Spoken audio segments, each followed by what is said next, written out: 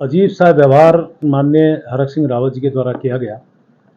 हरक सिंह रावत जी हमारे उत्तराखंड के बहुत वरिष्ठ नेता हैं, अनेकों बार मंत्री रहे हैं, नेता प्रतिपक्ष रहे हैं।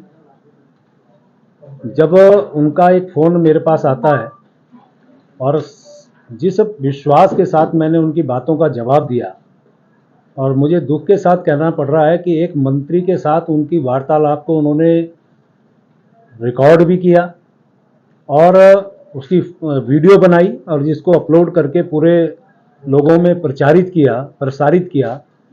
ये एक विश्वास ख़त्म करने वाला कदम मैं कह सकता हूँ उनके द्वारा, क्योंकि आप जानते हैं कि किसी भी मंत्री के साथ बात करने का मतलब ये नहीं होता कि आप उनकी किसी भी बात को इस प्रकार से प्रचार प्रसार करें।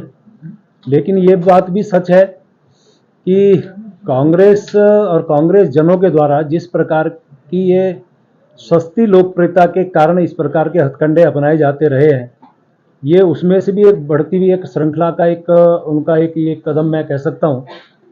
और जब भी कांग्रेस इस प्रकार की कदम उठाती है तो निश्चित रूप से जनता भी देखती है। और मैं जानता हूँ कि मैं तो पहली बार मंत्री बना हूँ, वो तो अनेकों बार मंत्री बने हैं। तो अनेकों बार जो मंत्री बना और एक मंत्री के साथ इस प्रकार के वार्तालाप को और जनहित के बात को और उसको जिस प्रकार से उन्होंने सोशल मीडिया के द्वारा फिर मीडिया में ये आया, तो ये दुखद है। और एक बात मैं इसमें और कहना चाह रहा हूँ, उन्होंने कालागढ़ के कुछ विषय का भी जिक्र किया कि मैंने 3 महीने की कमेटी बनाई, फिर उसको मैंने लिंगर ऑन किया, मैंने उसको अतिक्रमण को नहीं हटने दिया। तो इसमें 2 बातें स्पष्ट होती हैं।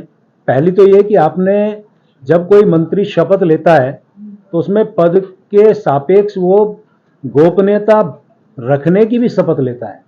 तो आपने गोपनीयता भंग की है ये बता के कि मैंने ऐसा किया, और साथ में आपने ये भी कहा कि मैंने अतिक्रमण को नहीं हटने दिया, का मतलब आप अतिक्रमण बढ़ाने वाले हैं, अतिक्रमण करने वालों का साथ देने वाले रहे आप। तो ये इस प्रकार की जो बातें हैं मैं समझता हूँ कि ये कदापि उचित नहीं कही जा सकती।